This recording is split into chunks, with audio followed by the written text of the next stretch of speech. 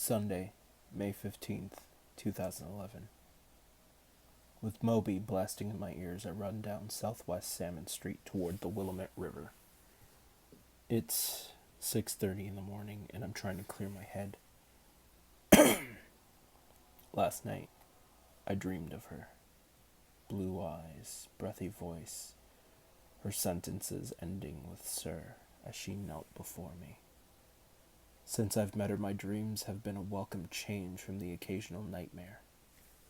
I wonder what Flynn would make of that. The thought is disconcerting, so I ignore it and concentrate on pushing my body to its limits along the bank of the Willamette. As my feet pound the walkway, sunshine breaks through the clouds, and it gives me hope.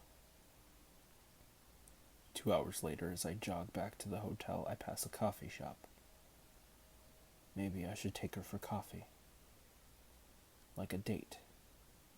Well, no, not a date. I laugh at the ridiculous thought. Just a chat. An interview of sorts. Then I can find out a little more about the enigmatic woman. And if she's interested, or if I'm on a wild goose chase. I'm alone in the elevator as I stretch out.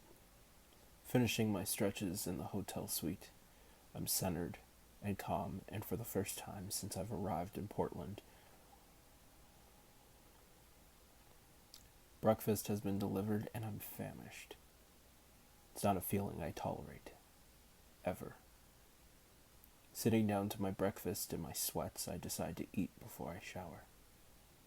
There's a brisk knock on the door. I open it and Taylor stands on the threshold. "Good morning, Mr. Gray." "Morning. They ready for me?"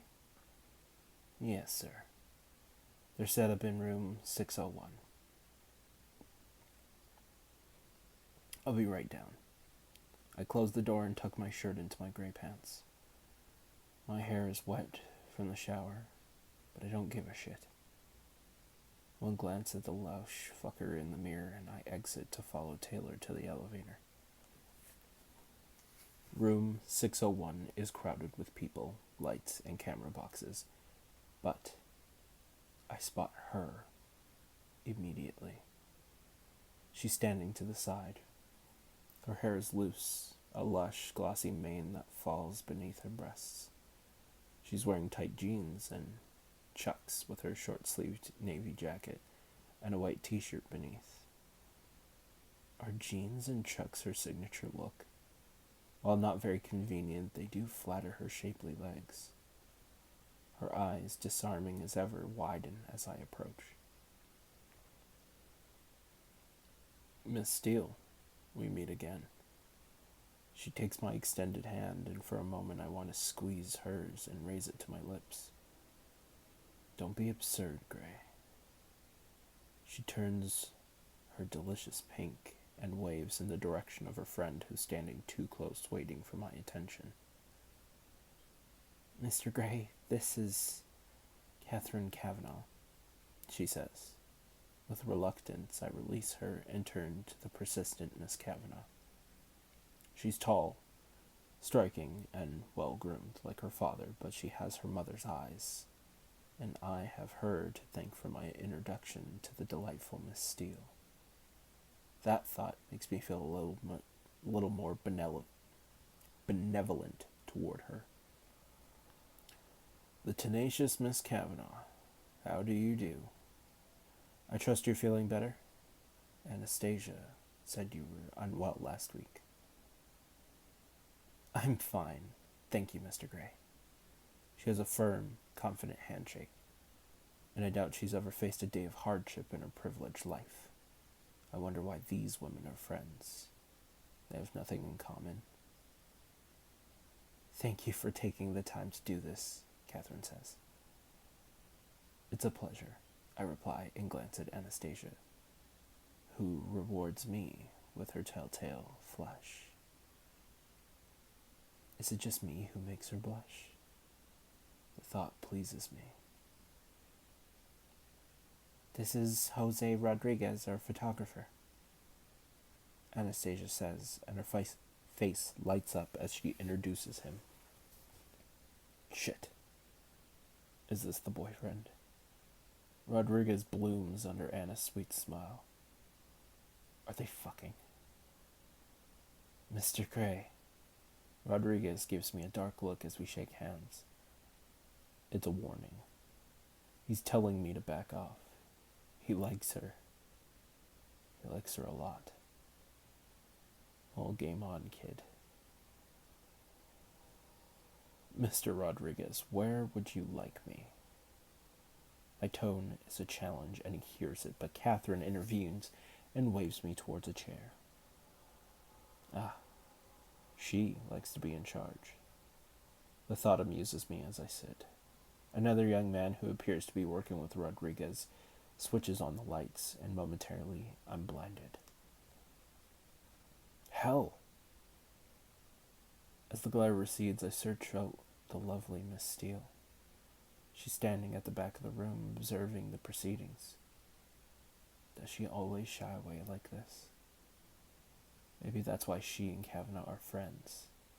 She's content to be in the background and let Kavanaugh take center stage. A natural submissive. The photographer appears professional enough and absorbed in the job he's been assigned to do. I regard Miss Steele as she watches both of us. Our eyes meet. Hers are honest and innocent, and for a moment I reconsider my plan. But then she bites her lip, and my breath catches in my throat. Back down, Anastasia. I will her to stop staring as if she can hear me. She's the first to look away. Good girl. Catherine asked me to stand as Rodriguez continues to take snaps. Then we're done, and this is my chance. Thank you again, Mr. A. Catherine surges forward and shakes my hand, followed by the photographer, who regards me with unconcealed disapproval. His antagonism makes me smile. Oh man, you have no idea. I look forward to reading the article, Miss Kavanaugh, I say, giving her a brief polite nod. It's Anna I want to talk to. Will you walk with me, Miss Steele? I ask when I reach her by the door. Sure, she says with surprise. Seize the day, Gray.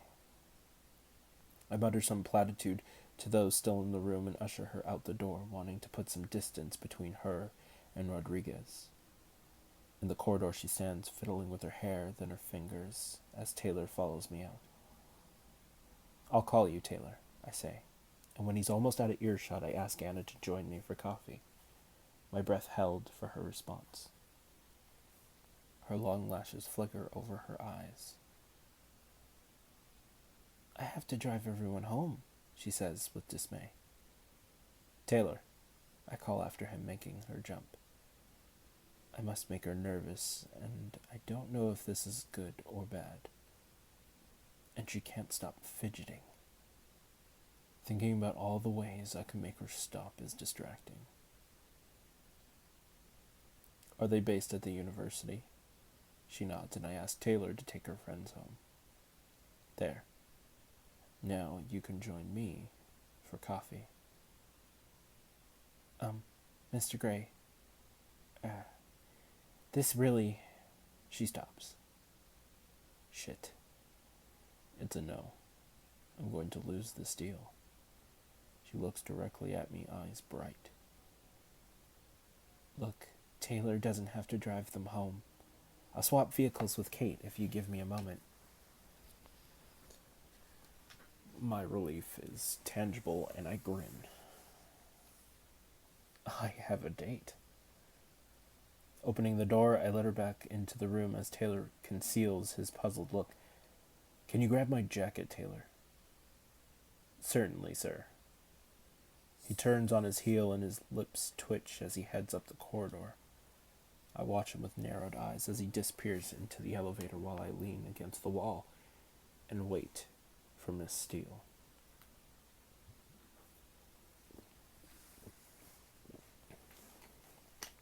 What the hell am I going to say to her? How would you like to be my submissive? No. Steady, Gray. Let's take this one stage at a time. Taylor is back within a couple of minutes holding my jacket. Will that be all, sir? Yes, thank you. He gives it to me and leaves me standing like an idiot in the corridor. How long is Anastasia going to be? I check my watch. She must be negotiating the car swap with Catherine. Or she's talking to Rodriguez, explaining that she's just going for coffee to placate me and keep me sweet for the article. My thoughts darken. Maybe she's just kissing him goodbye. Damn. She emerges a moment later and I'm pleased. She doesn't look like she's just been kissed. Okay, she says with resolve. Let's do coffee. But her reddening cheeks somewhat undermine her effort to look confident. After you, Miss Steele. I conceal my delight as she falls into step ahead of me. As I catch up with her, my curiosity is piqued about a relationship with Catherine, specifically their compatibility. I ask her how long they've known each other. Since our freshman year. She's a good friend. Her voice is full of warmth. Anna is clearly devoted. She came all the way to Seattle to interview me when Catherine was ill, and I find myself hoping that Miss Kavanaugh treats her with the same loyalty and respect. At the elevators, I press the call button and almost immediately the doors open. A couple in the elevator. Hold on, where did I miss off? Yeah. A couple in a passionate embrace spring apart, embarrassed to be caught. Ignoring them, we step into the elevator. But I catch Anastasia's impish smile. As we travel to the first floor, the atmosphere is thick with unfulfilled desire. And I don't know if it's emanating from the couple behind us or from me. Yes, I want her. Will she want what I have to offer? I'm relieved when the doors open again and I take her hand, which is cool and not clammy as I expected. Perhaps I don't affect her as much as I'd like. The thought is disheartening. In our wake, we hear embarrassed giggling from the couple. What is it about elevators, I mutter.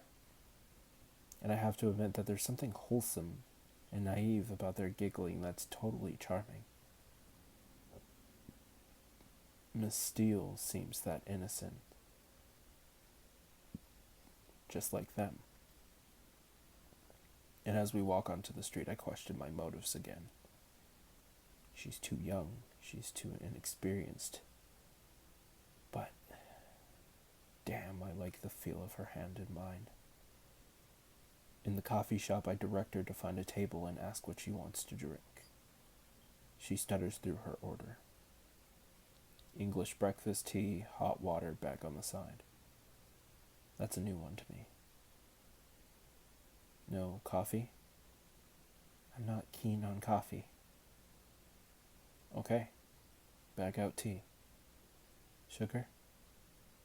No thanks, she says, staring down at her fingers. Anything to eat? No, thank you.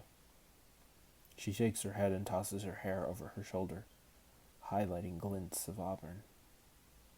I have to wait in line while two matronly women behind the counter exchange inane pleasantries with all their customers.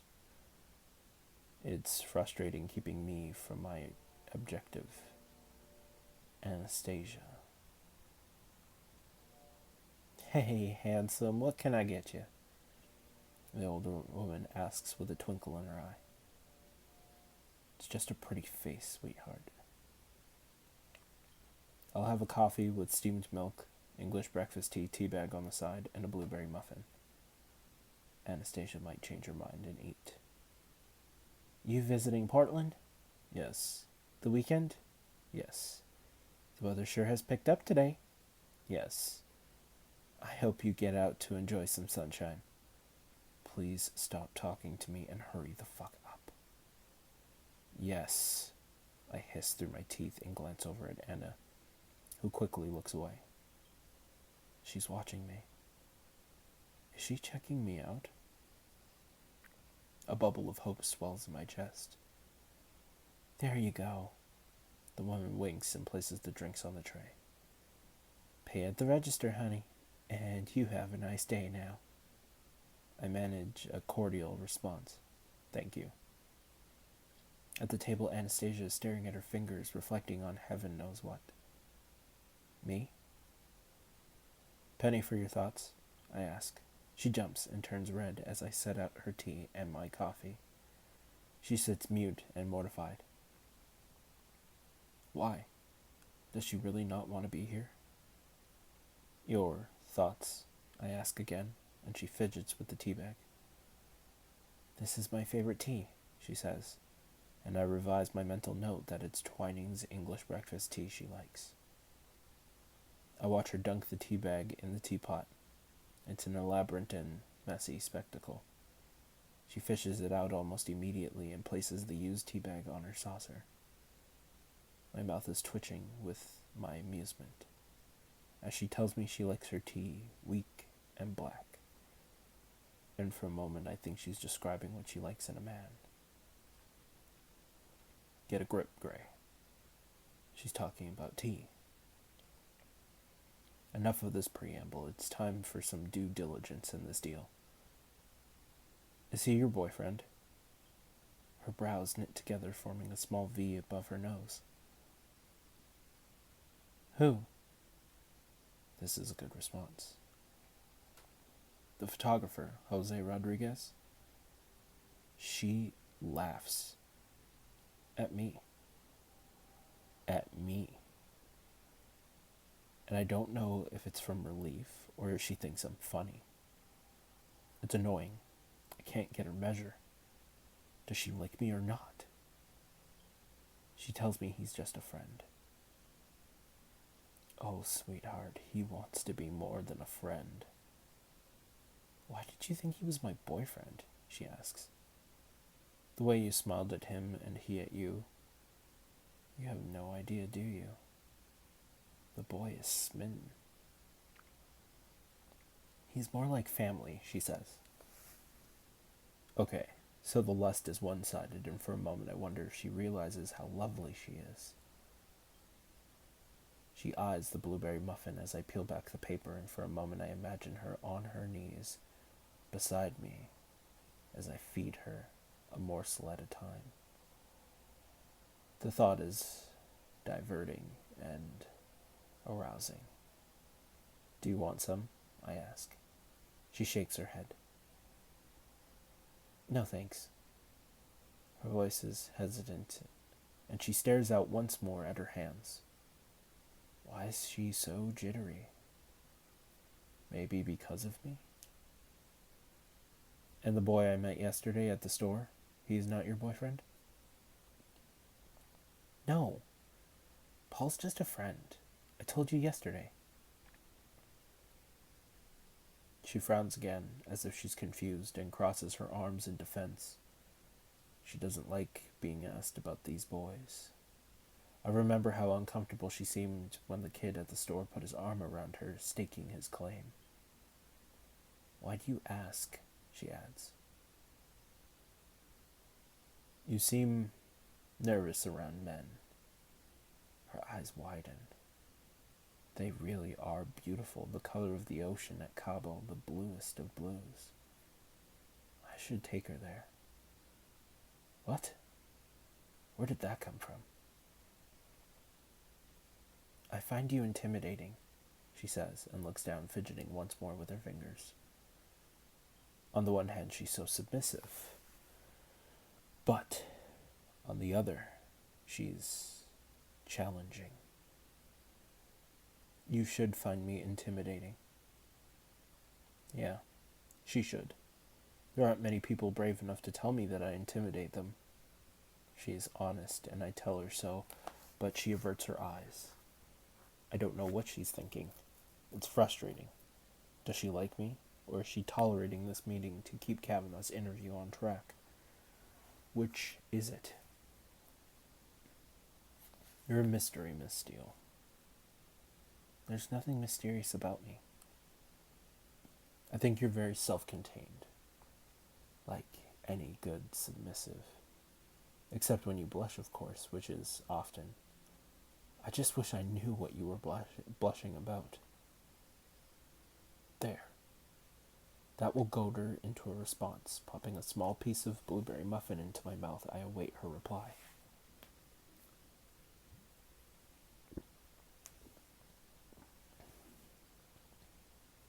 Do you always make such personal observations?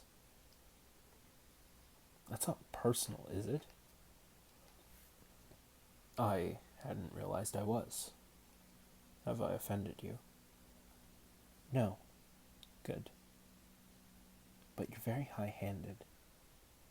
I'm used to getting my own way, Anastasia, in all things. I don't doubt it, she mutters, and then wants to know why I haven't asked her to call me by my first name. What?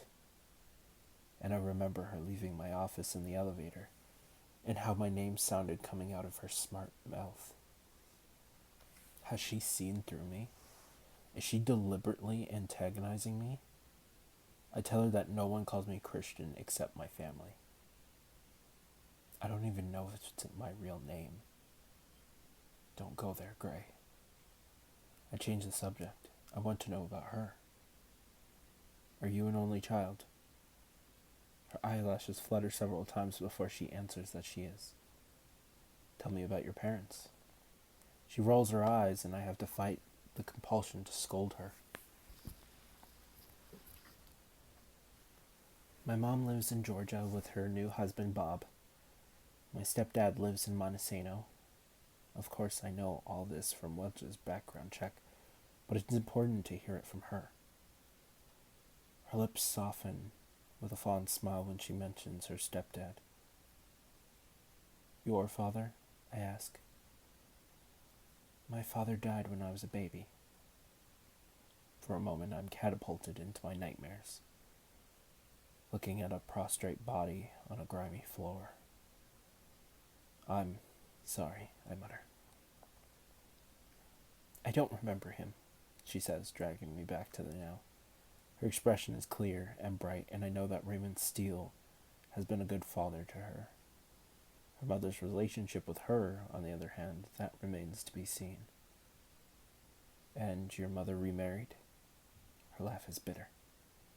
You could say that, but she doesn't elaborate. She's one of the few women I've met who can sit in silence, which is great, but not what I want at the moment. You're not giving much away, are you? Neither are you, she parries. Oh, Miss Steele, game on. And it's with the great pleasure and a smirk that I remind her that she's interviewed me already. I can recollect some quite probing questions. Yes, you asked me if I was gay. My statement has the desired effect, and she's embarrassed. She starts babbling about herself, and a few details hit home. Her mother is an incurable romantic. I suppose someone on her fourth marriage is embracing hope over experience. Is she like her mother? I can't bring myself to ask her. If she says she is, then I have no hope. But I don't want this interview to end. I'm enjoying myself too much. I ask about her stepfather, and she confirms my hunch. It's obvious she loves him. Her face is luminous when she talks about him.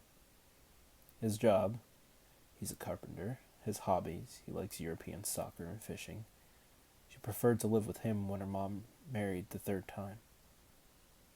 Interesting. She strains her shoulders. Tell me about your parents, she demands in an attempt to divert the conversation from her family. I don't like talking about my family, so I gave her the bare details. My father's a lawyer, my mother is a pediatrician, they live in Seattle. What do your siblings do? She wants to go there. I give her the short answer that Elliot works in construction and Mia is at cooking school in Paris. She listens rapt. I hear Paris is lovely, she says with a dreamy expression. It's beautiful. Have you been? I've never left mainland USA. The cadence in her voice falls, tinged with regret. I could take her there. Would you like to go? First Cabo, now Paris. Get a grip, Gray. To Paris? Of course, but it's England that I'd really like to visit. Her face brightens with excitement. Miss Steele wants to travel. But why England? I ask her. It's the home of Shakespeare, Austen, the Bronte sisters, Thomas Hardy. I'd like to see the places that inspired those people to write such wonderful books. It's obvious this is her first love. Books. She said as much in Clayton's yesterday.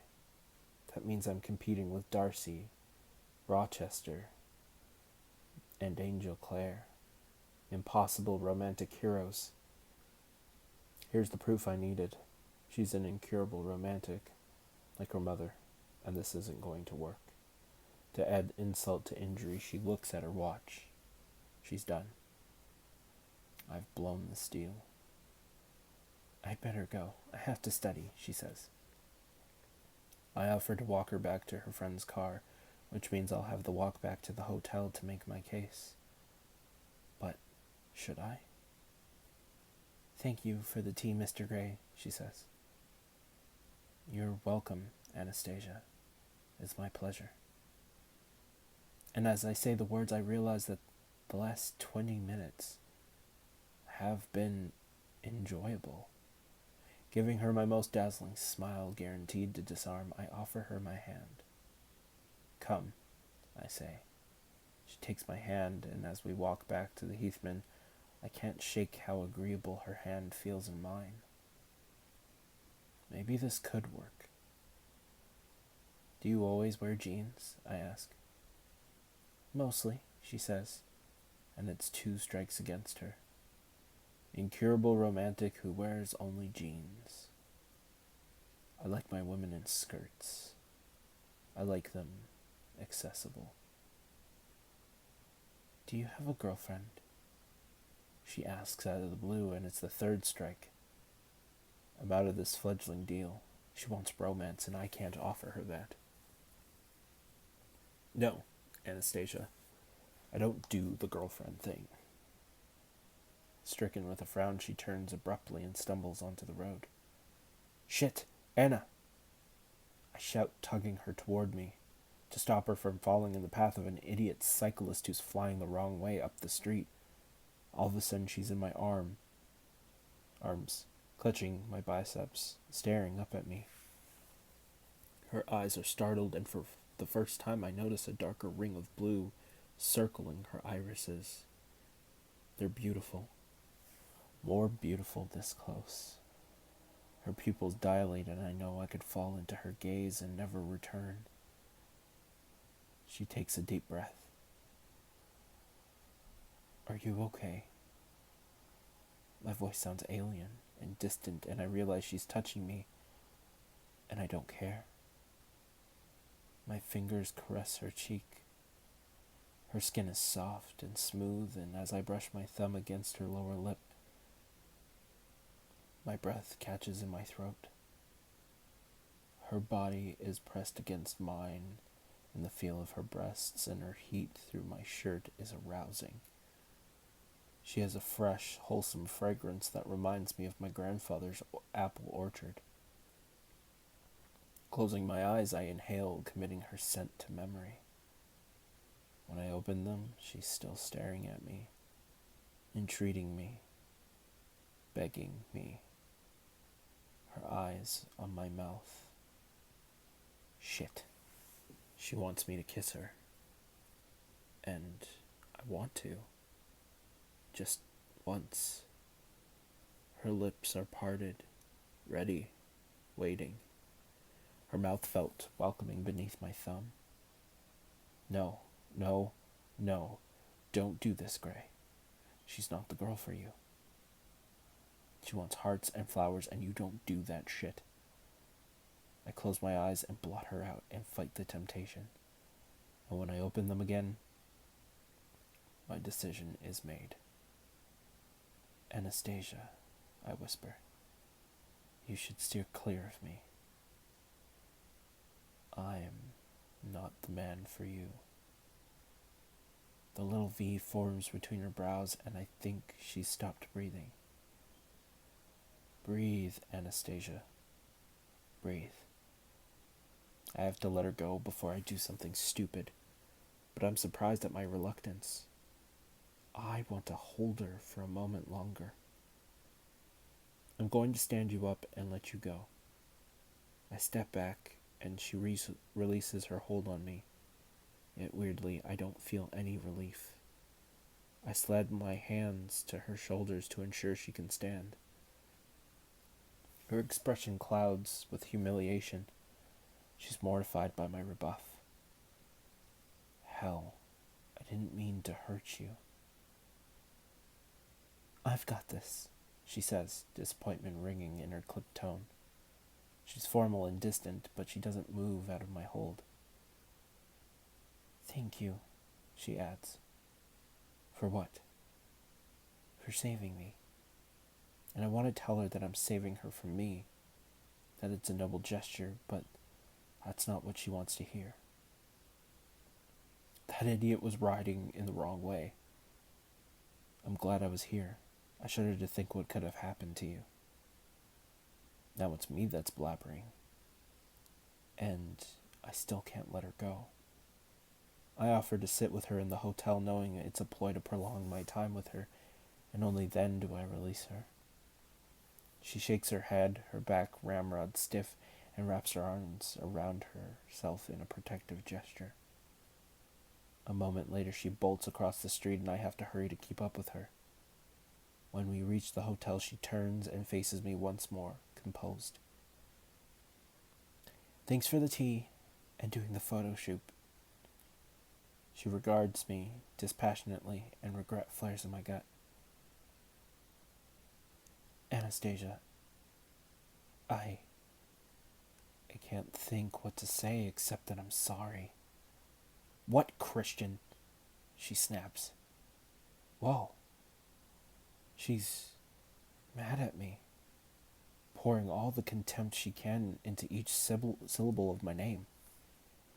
It's novel, and she's leaving, and I don't want her to go. Good luck with your exams. Her eyes flash with hurt and indignation. Thanks, she mutters, disdain in her tone. Goodbye, Mr. Gray. She turns away and strides up the street toward the underground garage. I watch her go, hoping that she'll give me a second look, but she doesn't. She disappears into the building, leaving in her wake a trace of regret, the memory of her beautiful blue eyes, and the scent of an apple orchard in the fall.